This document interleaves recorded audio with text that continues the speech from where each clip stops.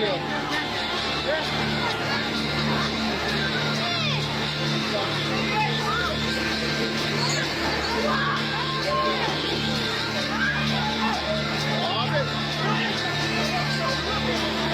Adam içinde gidiyor lan, adam içinde gidiyor.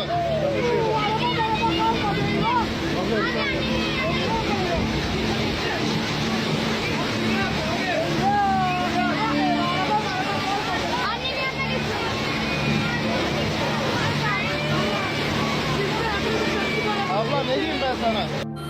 Mi gente, esto aquí en Kentucky es destrucción total.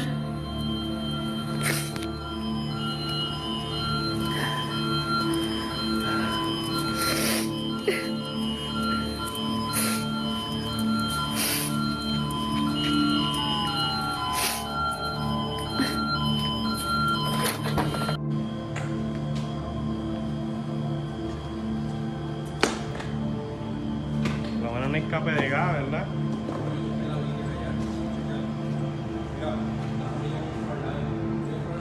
No, no tengo.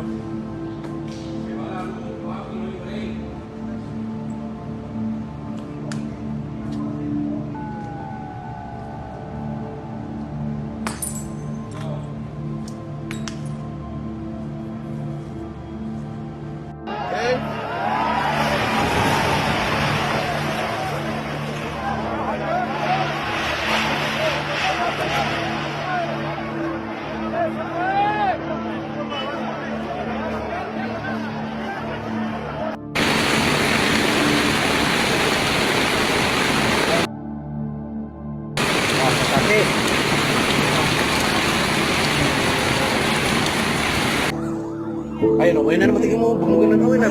Uy!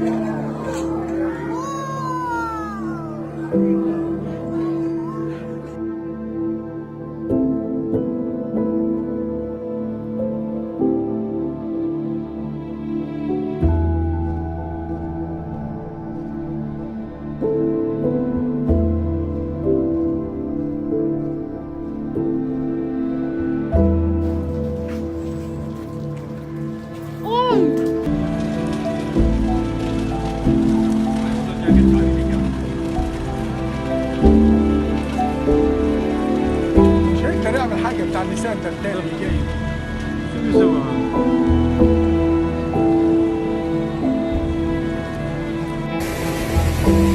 فجر يوم السبت ما شاء الله فيضان سد سيجي ما شاء الله في جارب. هذا بيت من 50 بيت من علو لغرق هذه المواترة. واخذ المواترة هناك. كبود.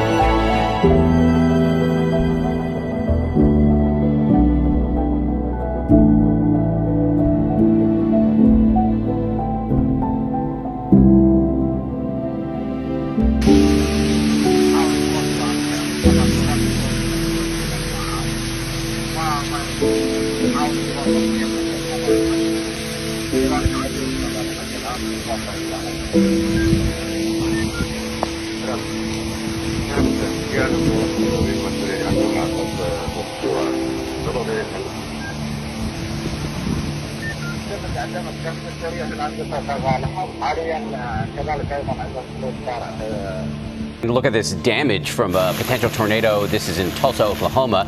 Kaylee.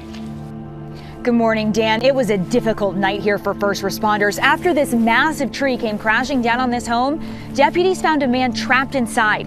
But despite their desperate attempts to save him, there was nothing they could do. Overnight, powerful storms and tornadoes tearing across parts of the country, responsible for at least 3 deaths. In Louisiana, a tree toppling over, slamming into a home, and killing 1 person inside.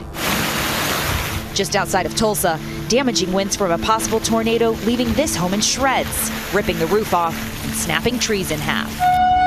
Sirens ringing out in Texas, as powerful storms there also bring tornadoes. In Houston, strong winds destroying this gas station and bringing down its canopy. Also in Texas, this semi was flipped over after a possible tornado passed through. It just came in the last few minutes. Russia's Prime Minister, Dmitry Medvedev, has announced that the government has resigned.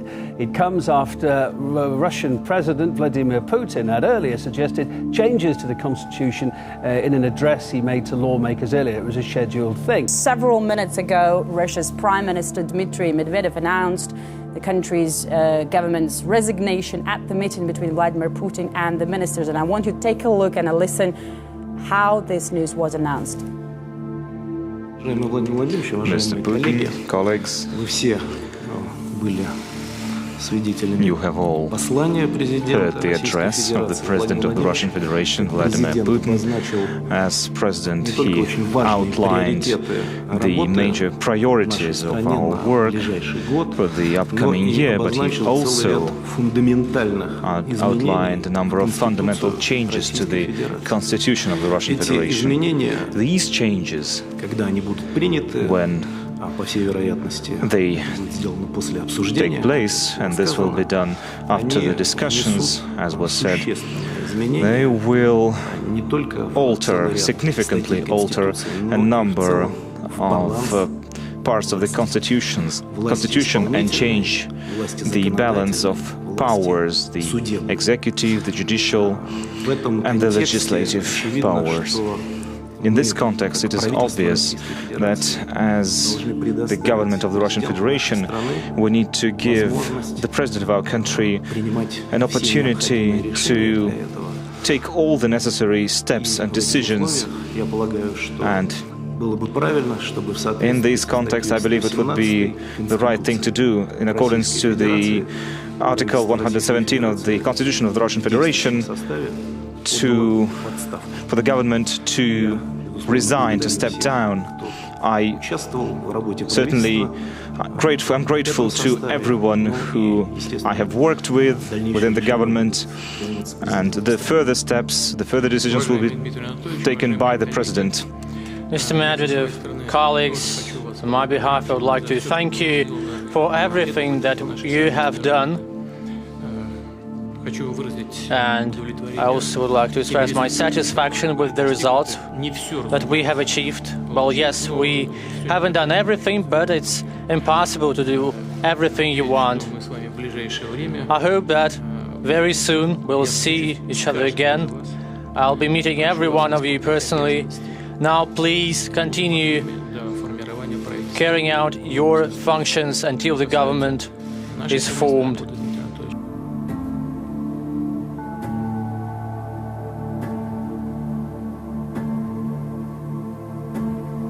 In other news, China, Russia and Iran are set to hold joint naval drills in the Gulf of Oman. This isn't just a military exercise, it's a political statement. The Strait of Hormuz is the world's most important oil artery. 1/5 of our daily oil flows through it. 21% of global supply every day. It's a crazy amount.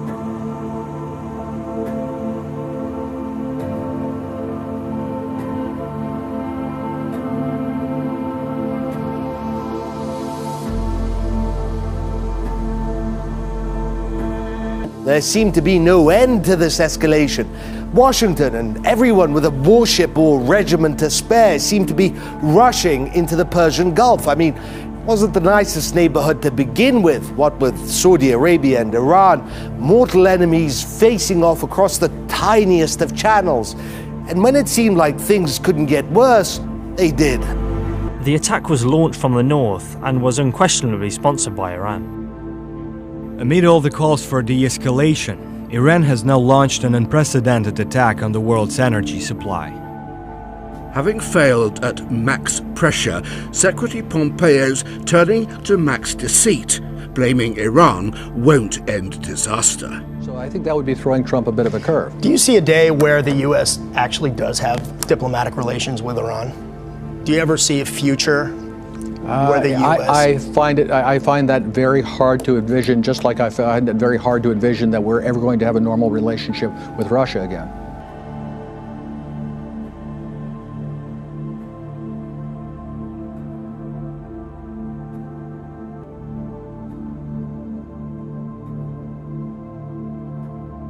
We begin tonight by reviewing the many protests that raged around the world this year, and we've talked about many of them right here on this show, often when the mainstream media has all but tuned out. In Hong Kong, the use of tear gas and live ammunition became common. Each protest movement had its own reasons, but they were united in their demand for democracy and fairness. Hong Kong's protests began in June against plans to allow people to be extradited to mainland China. Fighting between police and activists have become increasingly violent, with police firing live bullets and protesters attacking officers and throwing petrol bombs. People are demanding less influence from Beijing and the resignation of the leader Carrie Lam. Bolivia saw its biggest protests in decades following a disputed election in October. And we found that there have been parallels between these protests and often several corresponding factors driving the demonstrations. Among them, a feeling of exclusion among youth, the young generation, concern about the future, and anger about a growing economic disparity gap in many of the cities and countries where protesters and demonstrators have hit the streets. It's the same kind of fuel that gave momentum to protests like Occupy Wall Street and the Arab Spring.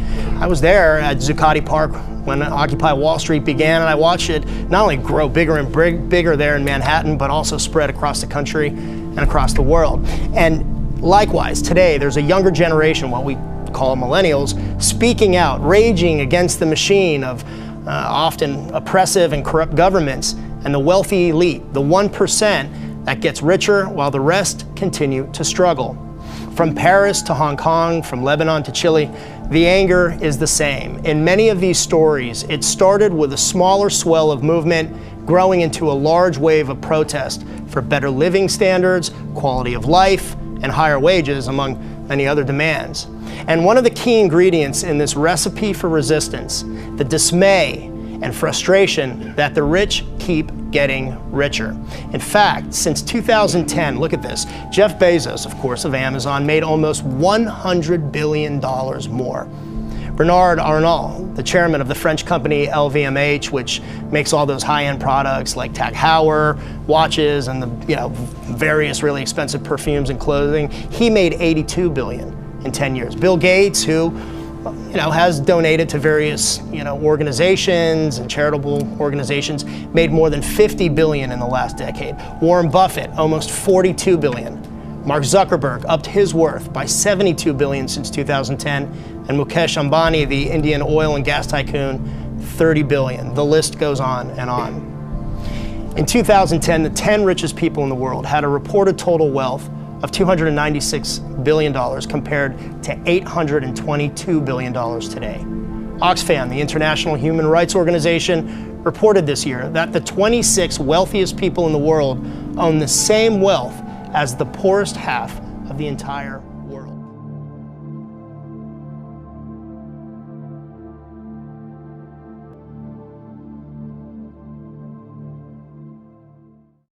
Don't forget that to contact me for any reason, you can find me on Facebook by searching for Curtis Minister Roach.